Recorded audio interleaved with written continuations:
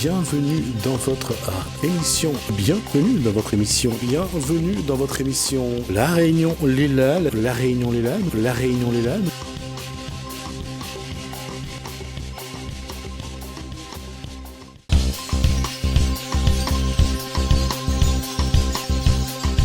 Cette première, ce soir, quelles sont vos premières impressions?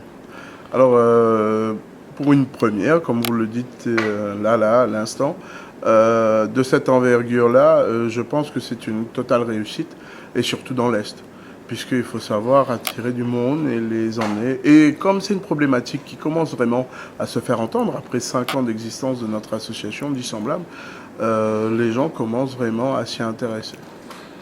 Quels sont les éléments à retenir pour cette première soirée? Les prises d'informations, puisque là, dans la continuité, là justement, il y a encore un échange avec les différents intervenants qui étaient là.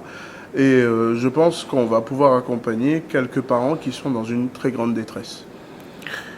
Le souci, c'est toujours faire en sorte que les 10 qui sont donc en dysfonctionnement s'expriment. Et là, c'est vraiment un travail de fourmi à mettre en place. Tout à fait. Il y aurait juste un truc à faire.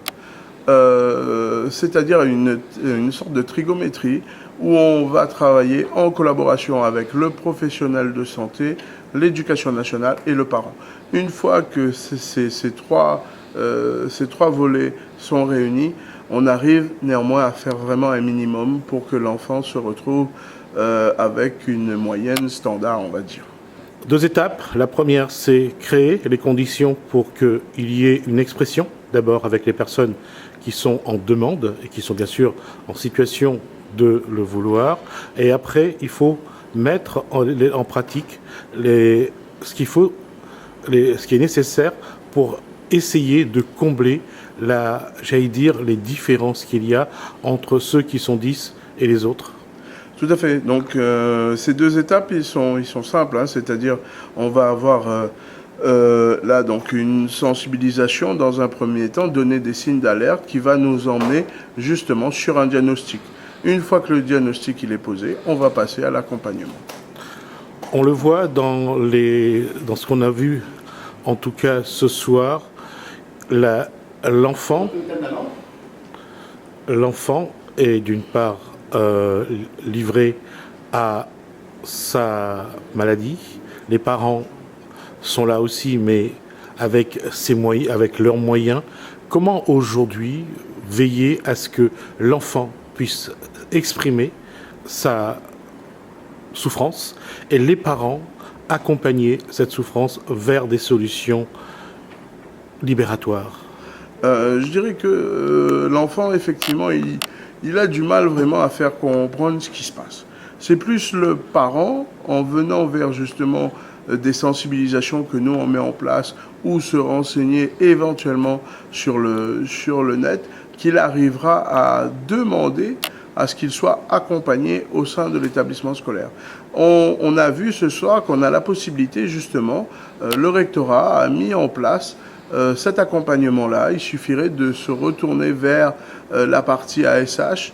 On a eu M. Bouygues qui était là et qui reste disponible et qui peut justement jouer un rôle de médiateur, d'accompagnement pour permettre justement cette modulation qui fait que la prise en charge devienne sereine. Cette prise en charge aujourd'hui, est-ce qu'elle est suffisante? Est-ce qu'elle apporte des solutions ou on est encore loin de la lumière? Je dirais que les moyens, on les a donnés. L'État a mis les moyens en place. Sauf qu'on a encore beaucoup de difficultés à la mise en œuvre. C'est-à-dire, derrière chaque enseignant, on a un humain.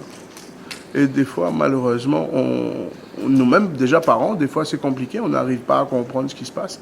Et aussi bien l'enseignant qui, lui, n'est pas au quotidien, enfin 24/24 avec l'enfant.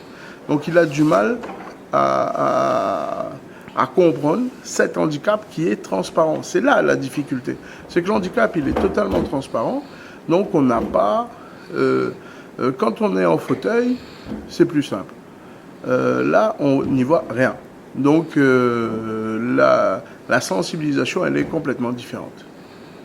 Qu'est-ce qui, pour vous, et selon vous, qu'est-ce qu'il y a encore à accomplir dans ce domaine ?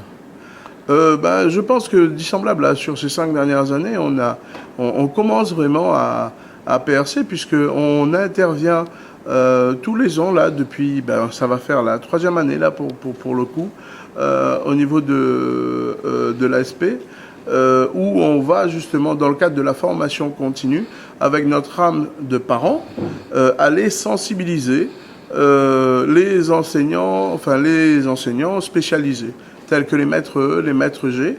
On arrive à échanger avec eux sur 1h30 et leur apporter vraiment notre ressenti de parents et leur faire vivre en quelque temps notre quotidien.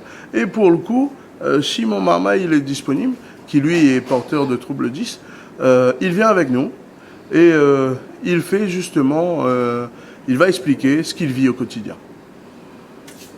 Et c'est sans doute ça la solution, que l'enfant aussi s'exprime. Tout à fait. C'est vraiment important, comme on le disait là avec l'intervenant Nathalie, c'est que souvent, on cherche à mettre des stratégies en place sans vraiment interroger le marmaille, sans vraiment savoir si ça lui convient. On va tout écrire sans échanger avec lui. Ou sinon, on parlait du fameux pape, on va l'écrire sans échanger avec l'enseignant. Donc il y a une incohérence. Donc finalement, cette trigonométrie, il faut absolument l'avoir.